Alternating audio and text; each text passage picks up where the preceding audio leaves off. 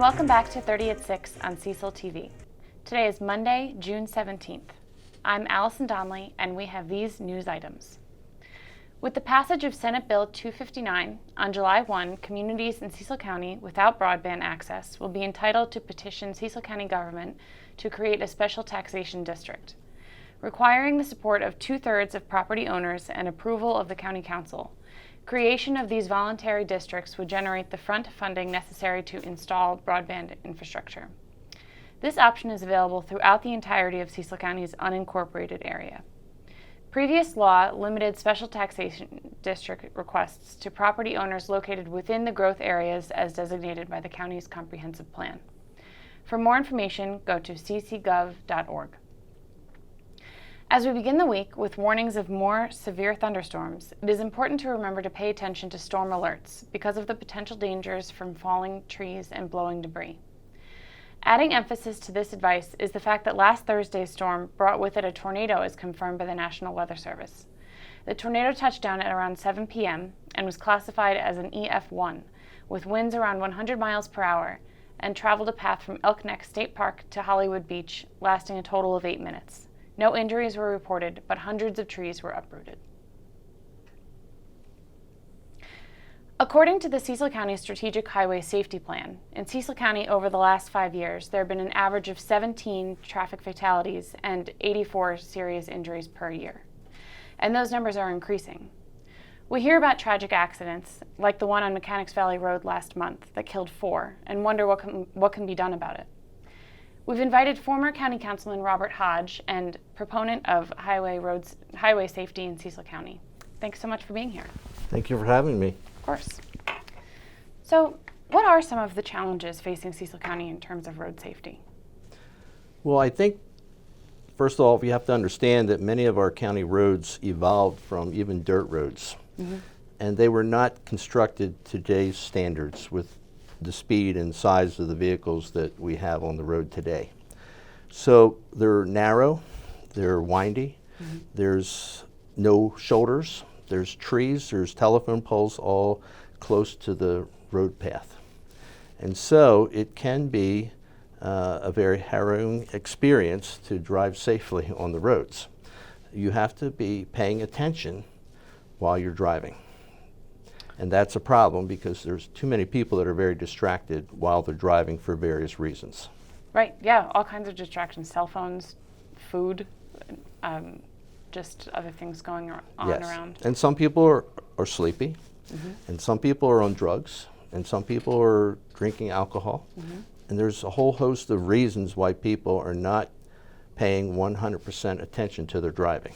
And I think everybody, including myself, has had a time or two have been distracted or inattentive. Of course, and you and I have gotten lucky, but obviously it doesn't exactly. turn out that way for people who end up having accidents.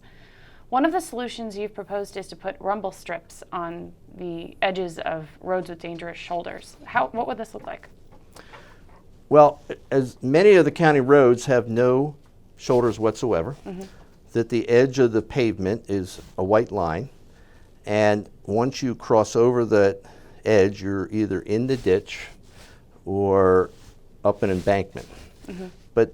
And that means that you'll either flip your car over, or once you run off the edge, it'll pull you into the ditch. Or many people run off, but overreact and overcreate, and if they can get the car out of the ditch, it'll cross the center line. Right. As it comes back out, it'll cross the center line, and that's also dangerous because if someone else is coming the opposite direction, you could have the potential for a head-on collision. Mm-hmm. So what I have proposed is that we, the County Public Works roads people, install edge of pavement or edge line rumble strips. And these rumble strips would be right on the edge of the roadway so that if a car wandered over towards the edge, it would start to vibrate and make some noise and make you aware mm-hmm. that you are getting very close to the edge of the travel lane, and give you a few minuscule seconds to correct before you run off the edge. And I believe that it's very cost effective to do that, because there's no way that the county can upgrade the roads to have a wide shoulder to prevent those ditches. It's very costly to do underground stormwater controls so that we can eliminate the ditches. Now, I was just going to say, over time, as the county reconstructs some of the roads, they will be making the road wider and with a wider shoulder. But even then, because of homes close to the road and people who don't want to take down trees, and there's a lot of reasons why they don't make these rural roads into superhighways, so which would require significant easements and all kinds of extra design and cost. Right, but it could take a long time for us to widen roads, so it seems like the rumble strips might be a good that could be done within interim. days, weeks, or months. There are contractors out there that specialize in milling those rumble strips. It sounds like you've gotten some, I hate to use a play on words, but traction with this idea. It seems like there's leadership thinks it is a feasible option. Well, it's interesting that recently, and some of it is because of the fatalities that we've had. Unfortunately, those fatalities bring the issue to the forefront of the leadership that want to prevent this from happening again. Right. So I've been asking the county executive, McCarthy, and I've talked to the sheriff, Sheriff Adams, and I've mentioned it to some of the council members and asked them to seriously consider it. One alternative might be increased speed enforcement on roads in Cecil County. But how do you think we have to? There's always a balance between regulation and enforcement and user friendliness and not being overburdensome. Do you think that an idea like increased speed enforcement is a good alternative? Well, speed enforcement would help, but I also feel that the sheriff would probably tell you that he doesn't have enough deputies to do enough speed enforcement that would solve the problem. And the problem is not always speed, because if you're unattentive, you don't have to be driving fast. Right. You don't have to be. Now, speed compounds a bad situation for sure, but it is one of the solutions. But we would probably have to hire more deputies to make that happen. But I also suggest to you that rumble strips are what they call a traffic calming device, because a lot of people don't want to drive on them. So they're going to slow down so they don't drive on them. So it is, and there are cases where they have added rumble strips to the center line and to the edge so that people slow down so that they can stay in the middle.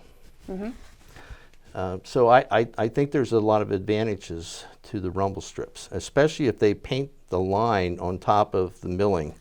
That's supposed to make the line. What is the milling? Sorry. The rumble strips. Okay. And the best way to make rumble sticks is to mill it out of the pavement. So the millings are an indentation in the pavement that creates the vibration and the noise when the tire runs over top of it. If they paint it, it actually creates a vertical line so you can see that white line better, both in the winter and during bad weather. But there's also, in the wintertime, those rumble strips can also help people define that line when there's snow on the road, because snow is white.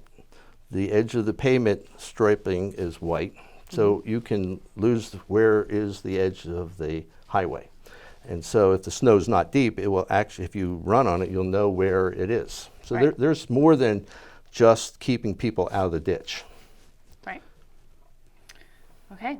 Well, I look forward to continuing to get into this issue with you and other people in leadership at later interviews. Good. Well, thanks for having me, and I hope that the county will try, at least on experimental basis, to try some of these edge of pavement or rumble strips to give it a shot and see if it works. Robert Hodge, thank you so much. Thanks for having me. Of course.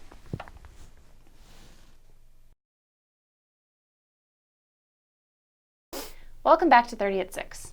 It's hard to believe that the annual Salute to Cecil County Veterans is just around the corner. Here tonight to talk about it are Jean Daley and Brian DeMarris. Thanks so much for being here. Right, thanks for having us. Thank you for having us. Sorry to make you reach. That's okay. So Jean, you are a board member on the Salute to Cecil County Veterans, Right. and you are also the commander at the Northeast VFW. That's correct. And Brian, you are the president of the Salute to Cecil County Yeah, Veterans. that's true. How long have we been doing this event here in Cecil County? This year will be the 28th year. That's exciting. Yeah, right? Why is it important to celebrate this holiday each year with the salute? Well, the salute for in Cecil County, I think, is a little bit different than some of the other towns. They put on the Independence Day celebration and that thing, and which is great. Mm-hmm. The salute adds a little bit more to that, where we say we're going to recognize the people who helped make independence happen and who have Right. kept us independent and free. So the salute, just says thank you and Mm-hmm. recognizes all those people who put in their time, their life, their blood, sweat, and tears to Mm-hmm. keep us free. And the ceremony does quite a bit of recognition to the veterans in Cecil County. What kind of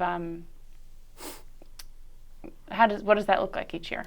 Well, in addition to the fireworks, which are great, it's a great show.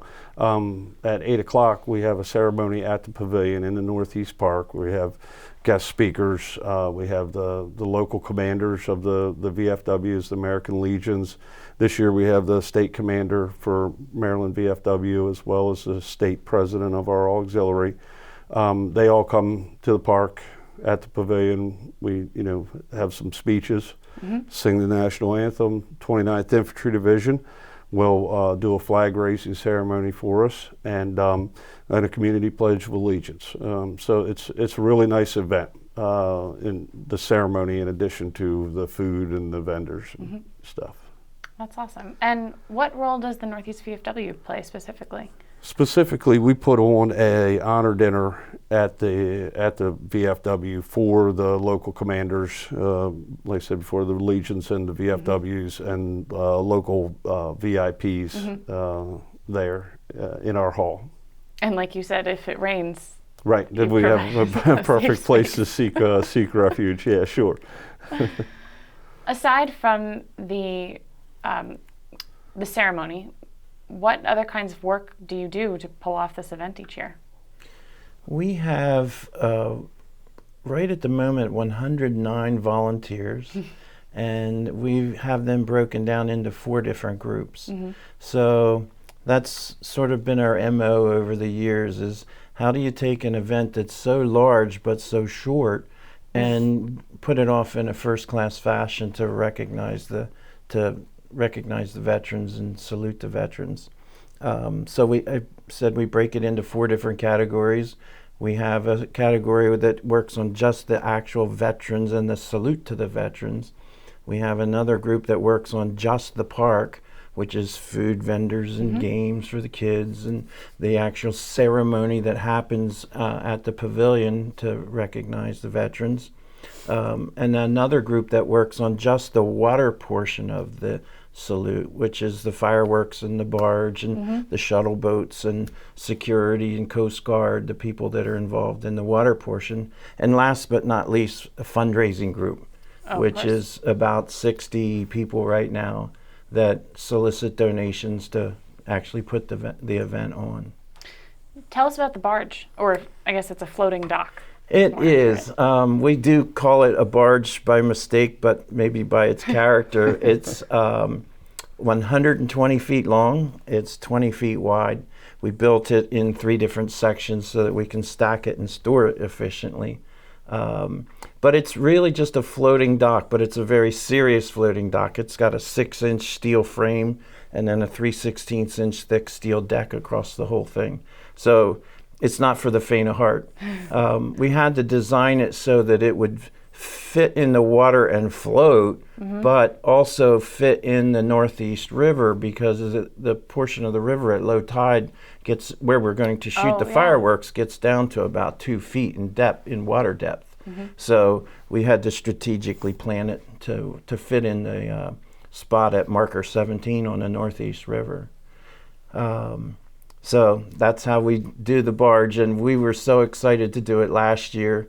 It was going to be the big event, because having a barge was the one item that put the whole event in jeopardy. We just had such a tough time to find a barge every year. Right. So we fundraised and brought the money together to actually build our own. So we're excited to use it this year. Right. As most of our viewers, or many of our viewers probably know, that the last year's fireworks were canceled due to inclement weather, and that was incredibly disappointing for you, I'm sure. 11 minutes before the show went off, the storm opened up and soaked everything. So anyway, we're very excited this year. It's just a rejuvenation of last year's excitement, because everyone involved last year put in such strong levels of work, and very excited. So it was a lot of excitement and then radical disappointment. Yeah. So it's okay. Yeah. We're really looking forward to putting it on again this year, and we have a much more increased level of activity at the park this year. We have more vendors, more food, more dedication to actually saluting the veterans. The fireworks part was going to be spectacular, and we expected to be spectacular this year, but that's just a grand finale for the whole night. That's the last 25 minutes. Right. The event kicks off at The park opens at 6. 6, okay. The actual salute starts at 8, and then there'll be fun food, music ahead and behind that 8 o'clock actual ceremony, and then the fireworks start at 20 after 9.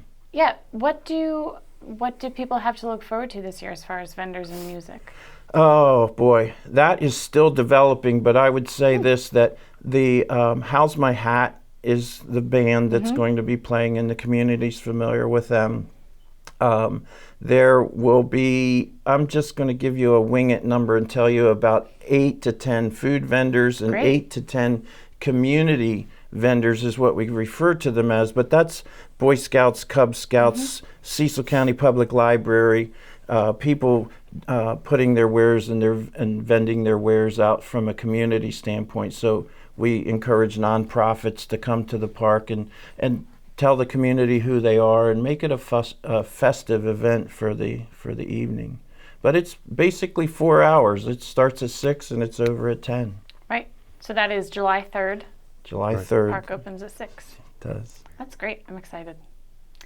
Thank you both so much for being here. Thanks for having us. Jean Daley and Brian DeMarris, here to talk about the Salute to Cecil County Veterans. Thank you. Thank you.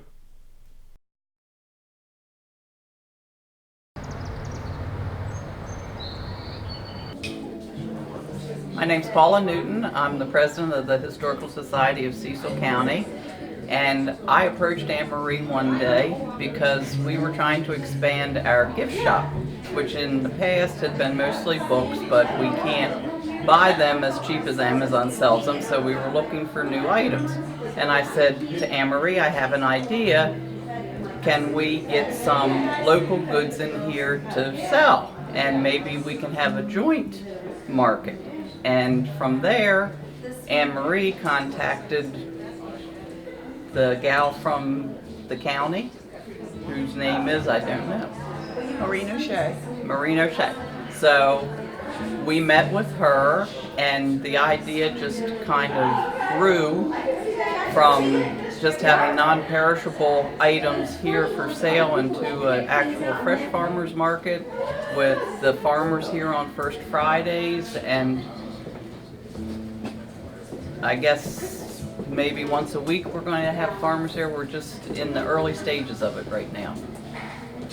Anne Marie can elaborate more on that. She's been talking to the farmers. And I am Anne Marie Hamilton, the Executive Director of the Cecil County Arts Council. And the market at 135, which we lovingly refer to it, was started with a pre-lunch conversation, and we invited Elisa Webb from Cecil Land Trust to help us coordinate reaching the farmers through Maureen O'Shea with economic development. And I'm Elisa Webb, and I represent the Cecil Land Trust. And I was talking to the office partners here in the building, and we wanted to become involved with Cecil Land Trust. Our job is protecting our land and farms and waterways in Cecil County. We wanted to promote the local farmers, so we all got together and thought this was a great idea, and to be able to promote agriculture in Cecil County and agritourism all the way around. And First Friday seemed to be a perfect place to do that. So we have the market at 135. This is our first debut here.